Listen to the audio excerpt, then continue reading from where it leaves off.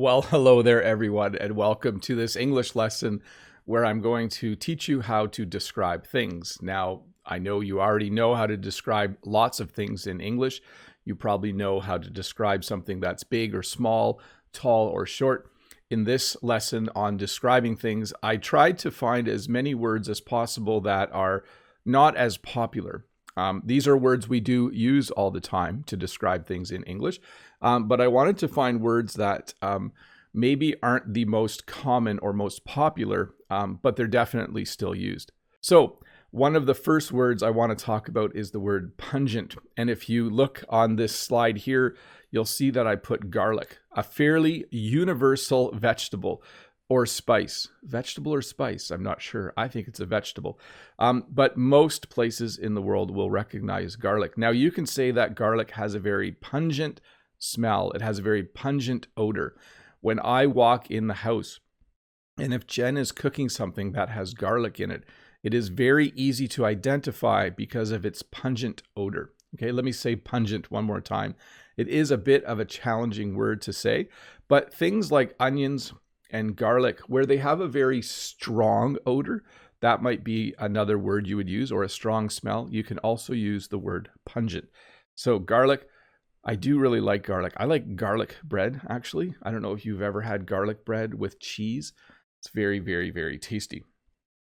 The next one that I want to talk about is the adjective earthy. When something has earthy colors, it usually means they have colors that are from the brown part of the color spectrum. So when you look at this slide here, you will see a painting that uses a lot of earthy tones. It uses a lot of earthy colors. Now, you can also describe things as being earthy. Sometimes when you pick mushrooms, you could say they have an earthy taste, okay? You sometimes can describe people as being very earthy. Someone who really loves the earth, who spends a lot of time outdoors, someone who maybe doesn't cut their hair a lot, you could describe them as being very earthy. Someone who likes to camp and spend a lot of time outside. But anyways, this lesson isn't about describing people. I did a whole bunch of lessons about describing people earlier this year. So let's stick with describing things. So you can describe a color as being earthy, different tones of brown.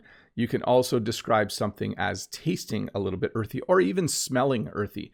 When you plant plants in a pot and you use potting soil, you could say that the soil smells very earthy. Then we have the word rotten. This is probably familiar to you. When something is rotten, it means that it has gone bad. You can see this lemon here is rotten. You can see that this lemon has been out for too long, sitting on the counter in someone's kitchen, and it has started to rot. So we would say that this lemon is rotten. You can also say that something smells rotten. So you could say that banana is rotten. That banana smells rotten. Or you could say something smells rotten in the house. So you can use it for describing the state of the object, to say it is rotten, but you can also use it to describe the smell. I'm sure you could say something tastes rotten, although at that point, that would be a little bit gross, wouldn't it, if something tasted rotten? And then you can also say people are rotten. If someone is a rotten person, it means they do bad things.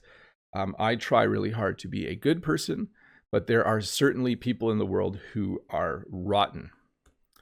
The next one, sharp. So sharp has a lot of different meanings. You could say that cheese smells sharp. You could say that cheese tastes sharp. So if you have ever eaten mozzarella cheese, it's a very mild cheese. Mozzarella cheese doesn't have a strong flavor. But if you have ever eaten cheddar cheese, in particular, well-aged cheddar or old cheddar, it has a sharp smell and it also has a sharp taste. You can also use sharp to describe an object like a knife. You can say that a knife is sharp. And when your knife isn't sharp, it's hard to cut things. So you can use sharp to describe a smell. You can use sharp to describe a taste. You can use sharp to describe something that's actually sharp. Why am I cutting my hand? I shouldn't do that. You can describe it to for something that is actually sharp, like a knife. And you can also use sharp to describe people. If you say that someone is sharp, it means they're very, very smart. You can also talk about pencils as being sharp as well. When you use a pencil, you like to have a sharp pencil. So sharp, many, many uses. Hopefully, I just gave you several examples there. Let me see where I am here. Of course, the opposite of sharp is dull. So a knife can become dull. But when you're talking about flavors and you're talking about smells, we don't use the word dull. You would say that it smells mild, or that it has no smell or is odorless. But if a knife no longer cuts, we would say the knife is dull.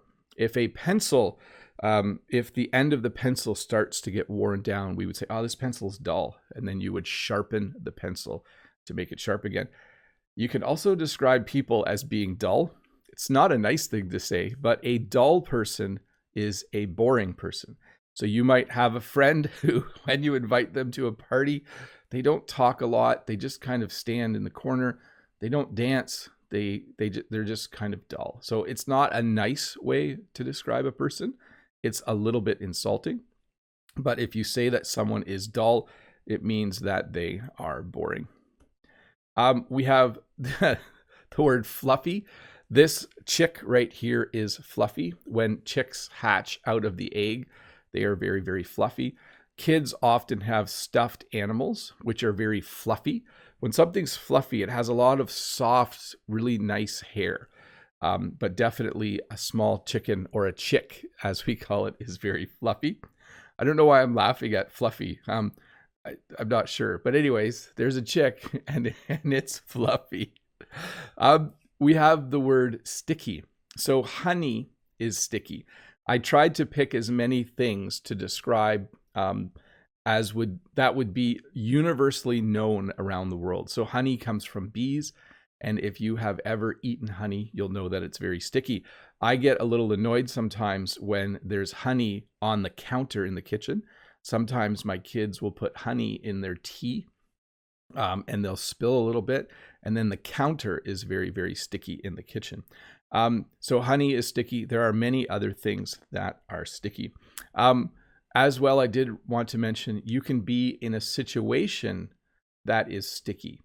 So you can be in a sticky situation. What that means is, let's say someone at work brought a really yummy snack in their lunch, and you were opening the fridge and you were taking some of their snack without permission. So you didn't ask if you could have some. And as you grab their snack from the fridge, they say, "What are you doing?" In that situation, we would say, you are in a sticky situation because you just got caught stealing something. So sticky can be used to describe many, many things. Definitely, if you get caught stealing something, you would be in a sticky situation. So juicy. When you make orange juice from oranges, we do that because oranges are juicy. There is a lot of juice in an orange. When you eat something like a carrot, it's not very juicy. When you eat something like a watermelon, it is very juicy. Often when you eat something that's juicy, it will drip while you're eating it. And wherever it lands will become sticky. So juicy and sticky are definitely related to each other. Okay. So yes, oranges are definitely juicy. Apples can be juicy. Some apples are really juicy. Some aren't. But oranges and watermelons are definitely juicy for sure. We're going to talk a little bit about adjectives that have to do with temperature. And instead of just talking about hot and cold, I wanted to talk about some, I would call them the second tier adjectives. So we use the word freezing a lot. We could say it was a freezing cold day. It's freezing outside. What's it like outside today? It's freezing. It doesn't actually need to be below zero for you to say it's freezing outside, because it's all relative. At this time of the year, a normal daytime temperature is about 15 degrees Celsius. If it was 4 degrees Celsius today, I could go outside and say, oh, it's freezing out here. Even though it's not below zero, it's still an accurate way to describe the temperature.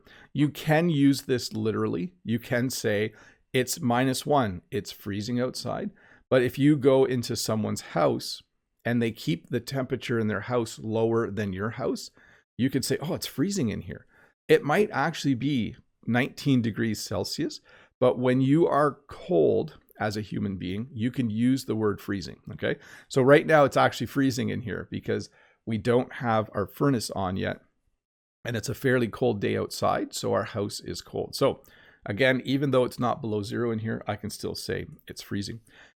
Lukewarm. So sometimes you want to have a hot bath and you put hot water in the bathtub, but then maybe someone phones you and you talk on the phone for a while. Which phone should I use, this phone or the real phone? And then when you go back to get into the tub, it's lukewarm. So lukewarm means it's not as hot as you wanted it to be. We have the same thing happen when you have a cup of tea or coffee. Sometimes you pour yourself a cup of tea and it's the right temperature, but then you get busy, and when you come back, the tea is lukewarm. So when something is lukewarm, it's not as hot as you wanted it to be. Frigid. I should make this picture a little bit bigger so you can see what's happening here. When something is frigid, it is cold. Sometimes in the winter, people do this in Canada, usually on January 1st. This is called a polar bear swim or a polar bear dip. On January 1st, I said January 1st, right? January 1st, many people in Canada go to a lake and they smash the ice and they go for a swim. And it's usually really cold. The water is frigid. It's just a crazy thing to do. I've never done it. I have friends who have done the polar bear swim. But when you do it, the water is frigid. People go in the water, they stay in the water for just a few seconds, and then they come out again because the water is frigid. It is extremely cold. We use the word boiling to describe something that is really hot. It doesn't have to actually be boiling. It can be. So when you have water on the stove or in the kettle, you can listen until you hear the water boiling. So then you have water that has the bubbles of steam coming out. But we also use boiling just to describe things that are hot. So you could take a bite of soup and say, oh, this is boiling. Technically, it's not actually boiling. The same is true when you visit someone's house. If they keep their house really warm in the winter and it's higher than the temperature you're used to, you could say, oh, it's boiling in here. You could also use this to describe a hot summer day. You could just say, wow, it's 37 degrees. It is boiling out there today. So it's boiling hot. So it doesn't have to just be used to describe water that is actually boiling. I'm going to keep going. Sorry. Toasty. We use the word toasty. You know, toast, like you put bread in the toaster and then it pops up and then it's toasted. But we also use toasty to just describe a warm and pleasant place. Okay. So if you're outside in the winter and you come inside and the wood stove is going, you could say, oh, it's nice and toasty in here. It's really nice and toasty in here. So toasty is a word to describe a warm place that's also a cozy and comfortable place, a place that you enjoy. I'm trying to see where I am here in my lesson. So yes, we're doing well, no problem. So old-fashioned is another word that we use. People can be old-fashioned too, by the way. But if something is old-fashioned, it means that it is, I put old-fashioned, but I meant to put old-fashioned. Let me just check that for a sec. Well, let's not worry about it. Let me just say it. It's an old-fashioned phone or an old-fashioned phone. I have to check. Bob, the Canadian, doesn't know the answer. Old-fashioned or old-fashioned? I think I say it wrong. What's the difference? Oh, yes. Old-fashioned. There we go. I did it right. I know I must have checked it. This is an old-fashioned phone. Whenever something is really old, eventually we say it's old-fashioned, okay? And you can also say that people are old-fashioned because basically what you're saying is that they wear clothes that are really old. Maybe they have a really old car. Maybe their phone looks like this instead of like this. And you would say that they are an old-fashioned person. Let me see here. Crooked. So we're looking at a few descriptions of shape now. So this nail is crooked. Normally a nail is straight, but it looks like this one got hit a few too many times in the wrong direction. And so now it is crooked. You could also say that it is bent, okay? Sometimes when you drive down a country lane, it's very crooked, okay? So anytime something is not straight, you can say it's crooked. You can also use this to describe people. If you say that someone is crooked, if you say that a person is crooked, it means that they are not honest and they are probably someone who doesn't mind committing crimes, okay? So sometimes what we do in English is we'll say, oh, don't deal with that business. That person is crooked. That means that even though they have a business, they don't do things properly and they like to cheat people out of money. So crooked people are not nice people. Crooked nails can be fixed. It's harder to fix someone who is crooked. Yes, Claudia in the chat is saying, does old-fashioned mean like vintage? Absolutely, yes. Now let's talk a little bit about money. A couple slides here about money. This car is an affordable car. This is just a normal Nissan four-door sedan. We would say that this is an affordable car. It doesn't cost a lot of money. You can buy this car quite easily if you have a good job. It is affordable. The opposite of that would be expensive. I believe this is a Lamborghini. This is an expensive car. So again, an affordable car isn't necessarily a cheap car. So maybe it was wrong to say expensive is the opposite. An affordable car is a car that you have enough money to buy and you don't go into a lot of debt in order to buy it. An expensive car simply costs a lot of money. Menial. So when we talk about jobs, there are certain jobs or tasks that we would say are menial. A menial job, let me get a little drink here for a sec. A menial job is a job that requires you to do physical labor that doesn't require a lot of thinking, okay? So if your job is to shovel dirt, we would say that that is a menial job or a menial task. If your job is to, let's say your job is that you are inventing a vaccine for COVID, that is not a menial job. That is a very high-end job. But if you have a menial job, it usually means you are doing physical work and labor-intensive tasks. Now we get to colors. So you can use the word vibrant to describe colors. When colors are vibrant, it means that they're very bright. They're very, let's see, how would I describe this? Not like my shirts. My shirts are very plain. This picture is very vibrant. In the spring, when everything starts to turn green, the colors outside are very, very vibrant. Vibrant colors are just awesome. People don't tend to dress in vibrant colors. They usually dress in colors that are a little more moderate, but certainly when we talk about color, vibrant is one of the words that we use. Translucent. So when something is translucent, it means you can sort of see through it, but you can't totally see through it, okay? So when something is translucent, it's like this piece of tape this person is holding or this piece of paper. Basically, you can kind of see their fingers behind it. You can't see through it completely, but something that is translucent will let some things through, okay? So if you have translucent glass, it means that you can sort of see through it. We often have translucent glass on our showers. So when you take a shower, if someone accidentally walked in the bathroom, they can't see through the glass. We often have translucent glass on our bathroom windows so that they let in light, but they don't allow people to see in. Cheesy. So cheesy is an interesting word. Obviously, if you buy a pizza with a lot of cheese on it, you can say that the pizza is cheesy, okay? But we use this also to describe things that are not in fashion, or when someone wears something that's very interesting, like this jacket and this tie. You could say that this person is wearing a very cheesy tie and a very cheesy jacket. Basically, it means not in fashion. Usually when someone wears something that's cheesy, it might have colors that don't match.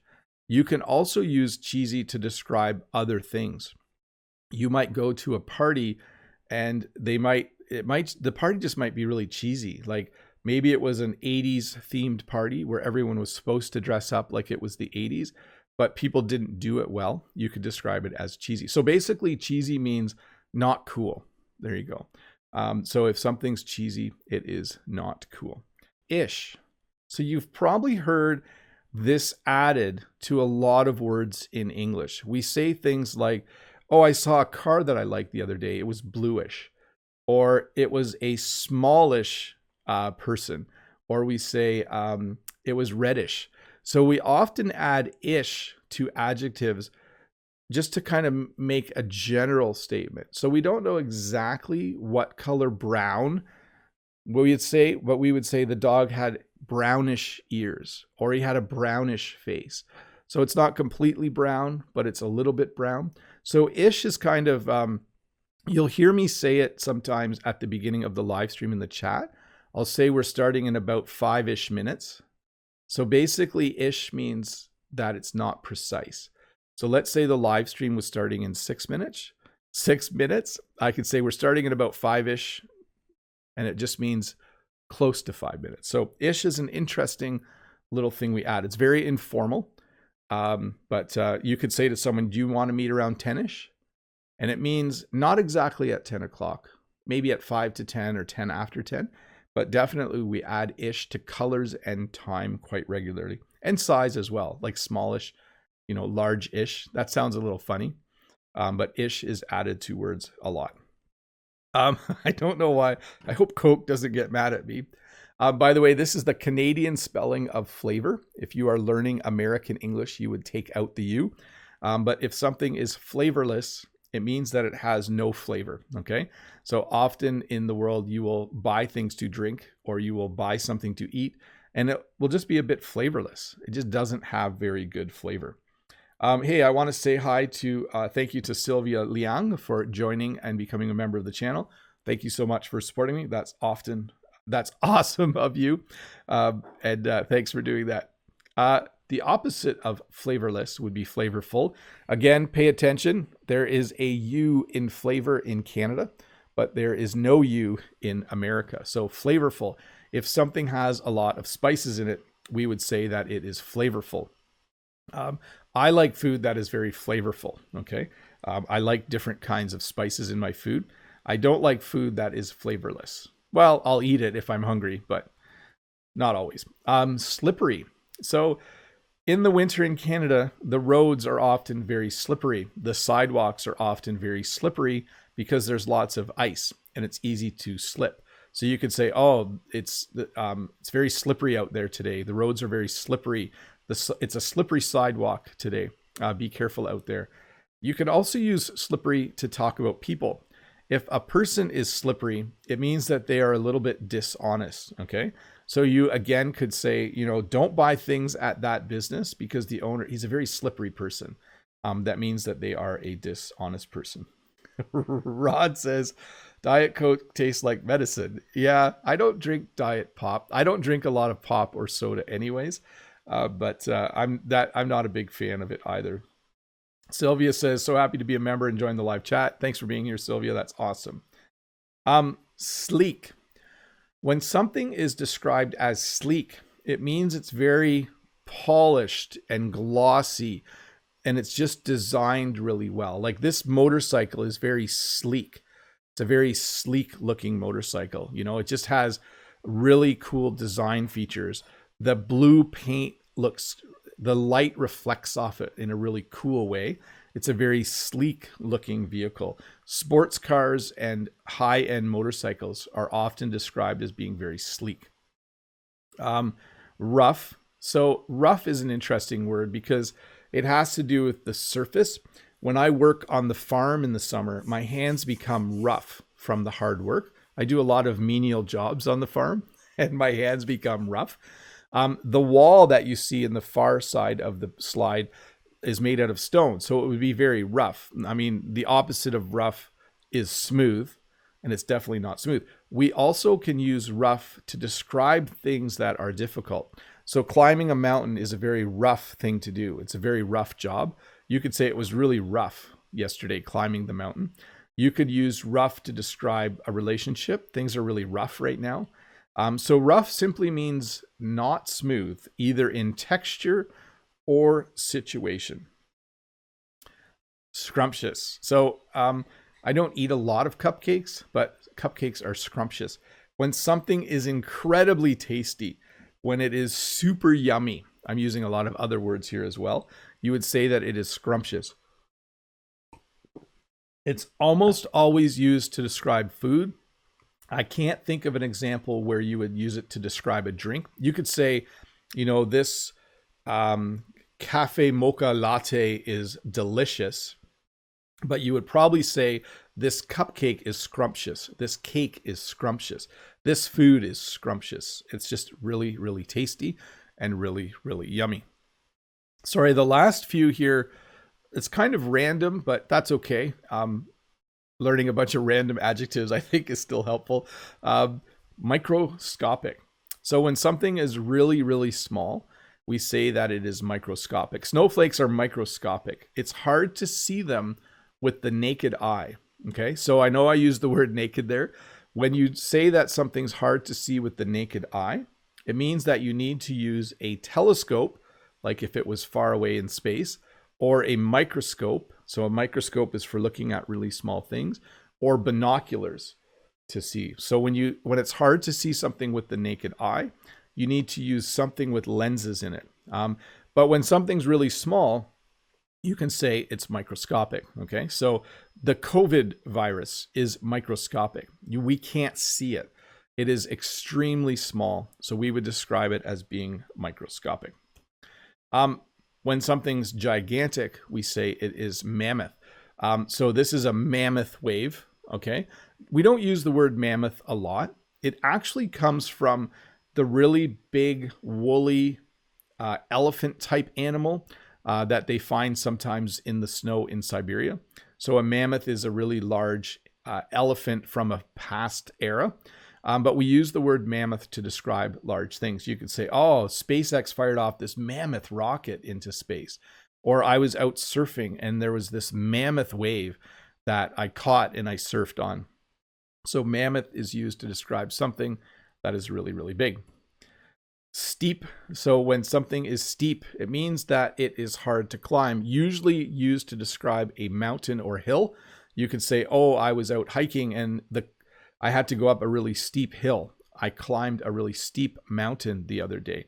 Or something like a cliff. The cliff was very steep. I think all cliffs are steep, but anyway, steep is something that is very hard to climb. In fact, last weekend, my family and I went hiking and we had to climb a very steep hill at the end of the day. And I was quite tired actually after we climbed that steep hill. Water can be shallow. Let me just check something here. Yeah, we're good. So water can be shallow. When water is shallow, it only comes up maybe to your knees. When you are at the beach, when you first walk into the ocean or into a lake, it's usually quite shallow. When you walk further out, it gets deep, but it's usually quite shallow. You can also describe a person as being shallow.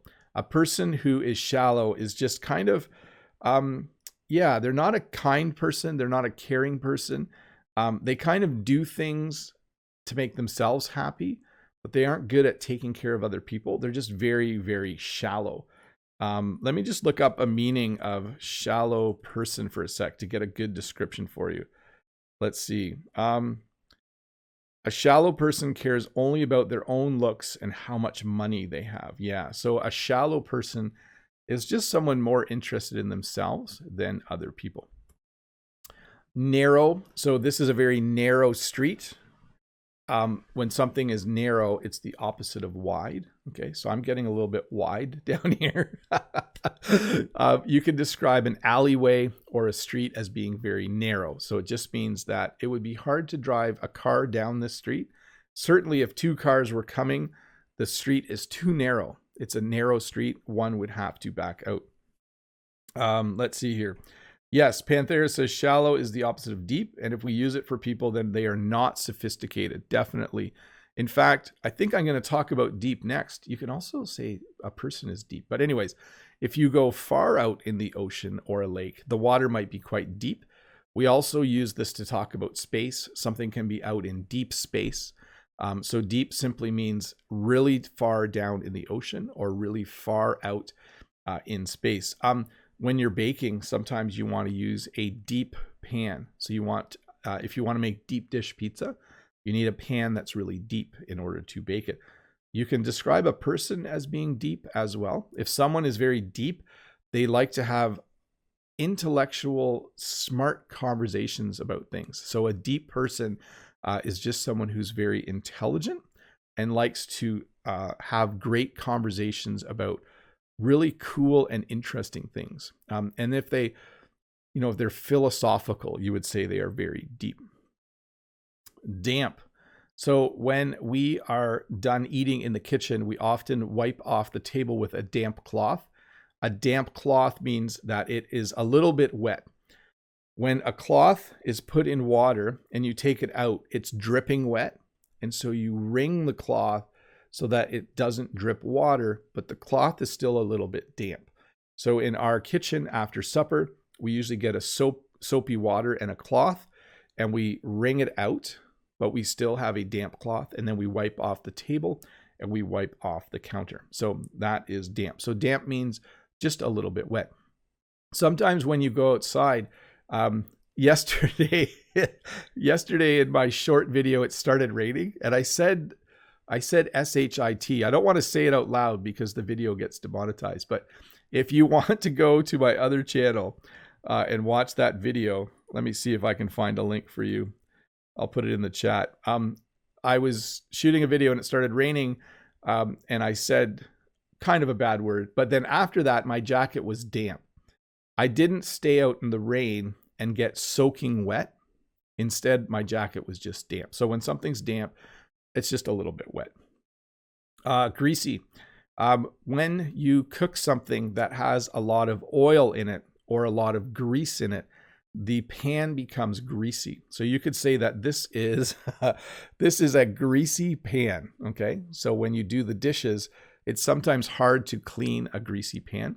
We sometimes describe food as being greasy. Okay. So sometimes when you eat food that has been deep fried, when you eat deep fried fish or French fries, the food has a lot of grease or oil in it, and we would say that it is greasy. Sometimes we order pizza, and the pepperoni makes the pizza really greasy. You can see oil on top of the pizza, and we would say that it's greasy. So when something is greasy, it just means it has a lot of oil in it.